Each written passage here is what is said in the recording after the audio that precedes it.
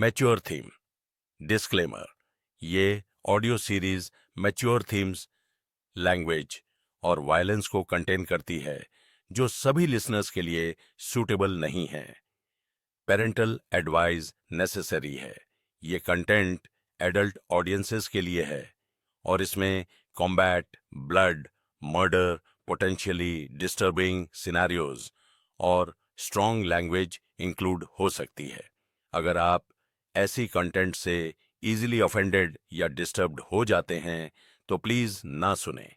ये audio series किसी भी प्लेटफॉर्म कंटेंट को कॉपी नहीं करती है। स्टोरी फैंटेसी बेस्ड है। अगर कोई नाम मैच करता है तो हम इसे एक कोइंसिडेंस कह सकते हैं। यह ऑडियो बुक फन और जॉय पर्पसेस के लिए डिजाइंड है। क्यों? खुद को रोक न पाने के कारण चंद्रदेव को सीने में तेज दर्द महसूस हुआ और अंततः उसने उसे बाहर निकाल दिया। याद रखो, तुम कमीने घोड़े हो। तुम सिर्फ एक घोड़े हो। मेरे जैसे अद्वितीय एक्सपर्ट को मना करना तुम्हें क्या अधिकार है? नाशकदेव ने गंभीरता से हिनहिनाते हुए कहा। हिन हिन हिन ही।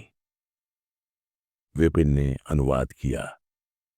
यह कहता है कि यह यंग मास्टर के लिए खाना बनाना और उन्हें परोसना चाहता है। चंद्रदेव की छाती में दर्द तेज हो गया। तो तुमने सिर्फ इस आदमी के लिए खाना बनाने के लिए मेरी शिष्या बनने से इनकार कर दिया? क्या तुम्हारी कोई महत्वाकांक्षा है? बूढ़े चंद्रदेव, है ना? ये तो बस एक घोड़ा है। कभी कभी मैं इस पर सवारी भी करता हूं।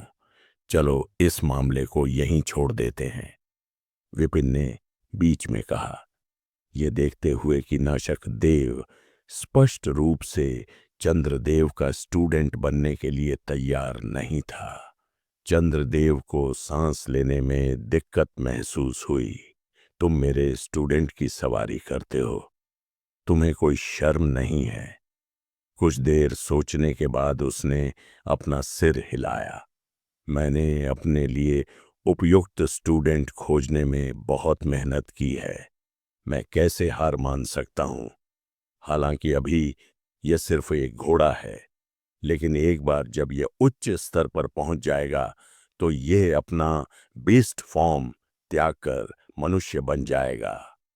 ग्रीन हिल माउंटेन पर फॉक्स चार्म डेस्टिनी का निर्माता भी एक लोमड़ी थी जो दांव में प्रवेश कर गई और बाद में दुनिया भर में प्रसिद्ध हो गई। यद्यपि यह अब घोड़ा है, फिर भी एक दिन यह अपना रूप त्याग सकता है और उन्नत खेती के साथ एक सच्चा पाक देवता बन सकता है।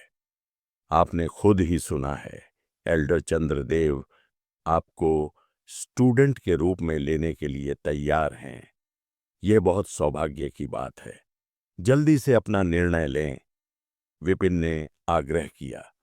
यद्यपि खाना बनाने और परोसने के लिए नाशकदेव का न होना असुविधाजनक होता, फिर भी विपिन ने सोचा कि वह यह काम कर लेगा। हिं हिं हिं। नाशकदेव की बड़ी आंखें दयनीय रूप से देखने लगीं। ऐसा मत करो। एल्डर चंद्रदेव अपने युग के एक प्रसिद्ध व्यक्ति हैं। आपको स्टूडेंट के रूप में स्वीकार करने के लिए उन्होंने स्पष्ट रूप से एक महत्वपूर्ण रियायत दी है। निवाण ने नाशकदेव की अभिव्यक्ति को देखकर असहाय होकर कहा। वह अच्छी तरह जानता था कि उसके पुराने दोस्त को कितना गर्व था। कई एक्सपर्ट चंद्रदेव के दरवाजे के बाहर महीनों तक इंतजार करते रहे थे ताकि वे उसके द्वारा पकाए गए भोजन का स्वाद चख सकें, लेकिन कोई फायदा नहीं हुआ। और अब यही व्यक्ति एक घोड़े से अपना स्टूडेंट बनने की विनती कर रहा था, जबकि घोड़ा अभी भी उसे भागने के लिए प्रयास कर रहा था। अविश्वसनीय। उनके जैसे एक्सपर्ट के लिए एक जानवर को अपना स्टूडेंट बनाना दुर्लभ है। आपको खुद को भाग्यशाली समझना चाहिए, एल्डर विशेंद्र ने ठंडे स्वर में कहा। इससे पहले कि वह अपनी बात पूरी कर पाता, ऊपर लगी घंटी की आवाज फिर से गूंज उठी। कुछ ही क्षणों बाद हॉल के प्रवेश द्वार पर और भी आकृतियां दिखाई दीं, जो आगे बढ़ती हुई अंदर आ रही थीं। और एक्सपर्ट गजोधर के होंठ कांपने लगे। आज क्या हो रहा है? क्या एक्सपर्ट आसमान से पकौड़ी की तरह गिर रहे हैं? जब वह इस पर सोच रहा था तो उसने देखा कि एल्डर विशेंद्र, निवाण और चंद्रदेव के चेहरे के भाव बदल गए। वे जल्दी से आगे बढ़े और एक बुजुर्ग के सामने सम्मानपूर्वक अपनी मुट्ठियां बांध लीं। एल्डर विशेंद्र, निवाण चंद्रदेव दीर्घायु संप्रभु को बधाई देता है। तीनों ने झुककर प्रणाम किया, मानो आज्ञाकारी स्कूली बच्चे हों। बुजुर्ग ने उत्सुकता से उनकी ओर देखा। तुम सब यहां क्यों आए हो? ठीक है।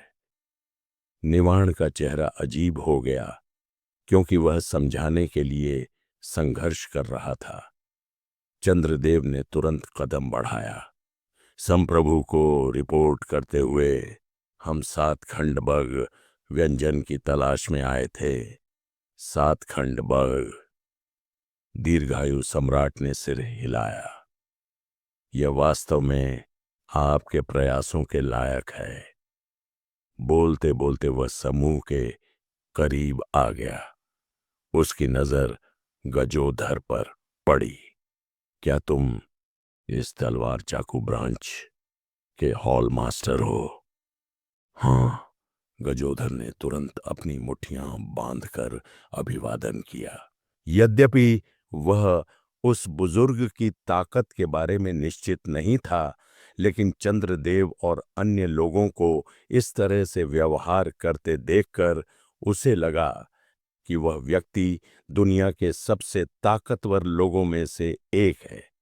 दीर्घायु सम्राट की नजरें गजोधर पर पड़ीं। पड़ोस के डेस्टिनी हॉल का क्या हुआ? मैं वहां किसी को ढूंढने जा रहा था, लेकिन अब वह मलबे का ढेर बन चुका है।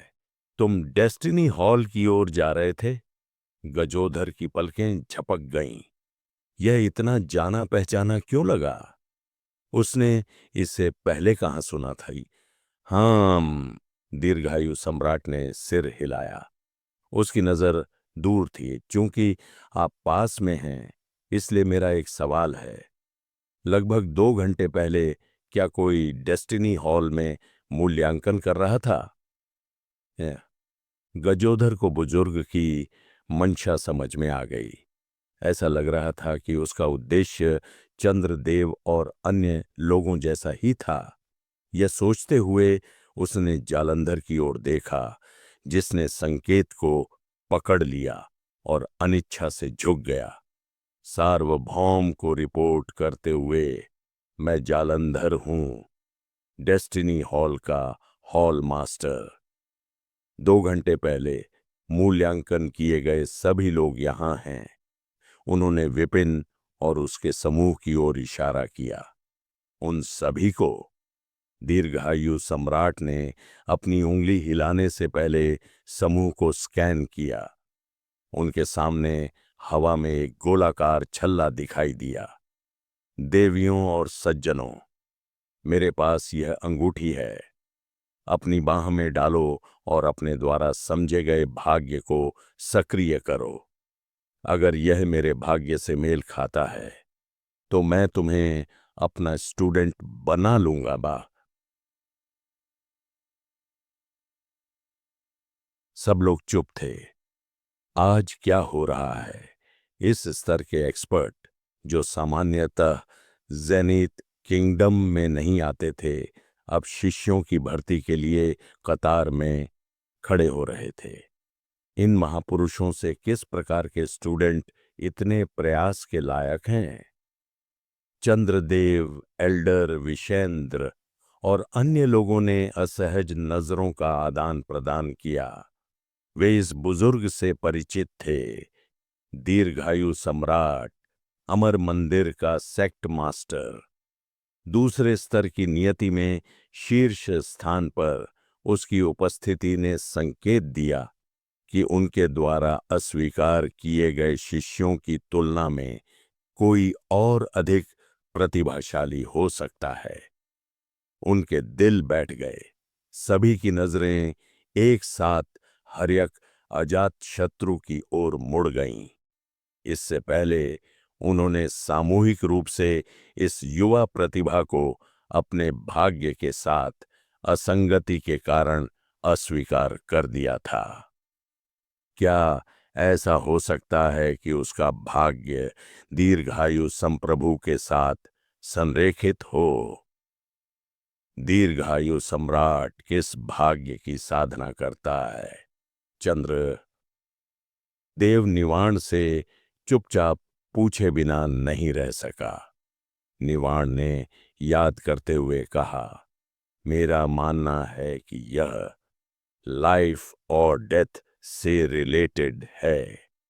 लाइफ और डेथ का भाग्य, दूसरे लेवल का सबसे टॉप भाग्य, शायद केवल वह लड़का ही इसे समझ सकता है। चंद्रदेव को अचानक समझ आ गया। हर्यक अजातशत्रु को फिर से देखते हुए उसकी पिछली घृणा की जगह प्रशंसा ने ले ली। शेफ भाग्य की नियति केवल तीसरे स्तर की थी, जो लाइफ और डेथ का भाग्य से कहीं कमतर थी। वे एक ही श्रेणी में भी नहीं थे। दीर्घायु सम्राट की नजर हर्यक अजातशत्रु पर पड़ी और उन्होंने उसके व्यवहार को देखा। इतनी कम उम्र में इस तरह की जगह पर तुम पहले ही स्टार रिवर दायरे में पहुंच चुके हो। तुम्हारी प्रतिभा उल्लेखनीय है। तुम्हारा नाम क्या है? मैं हर्यक अजातशत्रु को खुशी महसूस हुई। उसने जल्दी से सिर झुकाया, बड़े साहब को रिपोर्ट करते हुए। मेरा नाम हर्यक अजातशत्रु है। उसने सोचा था कि चंद्रदेव द्वारा चुने जाने का मौका चूकने का मतलब है कि उसके ऊपर चढ़ने की आकांक्षाएं खत्म हो गई हैं। कौन सोच सकता था कि असली मौका यही था? चंद्रदेव और अन्य लोगों के व्यवहार से यह स्पष्ट था कि इस बुजुर्ग की पहचान और ताकत उनसे कहीं अधिक थी। ऐसे व्यक्ति का स्टूडेंट बनने से यह सुनिश्चित हो जाएगा कि वह और अधिक ऊंचा उठेगा। आकाश, वाणी और वह घोड़ा प्रभावशाली हो सकते हैं, लेकिन अंत में मैं सबसे असाधारण रहूंगा। एक पल में हर्यक अजातशत्रु का आत्मविश्वास पुनः जाग उठा।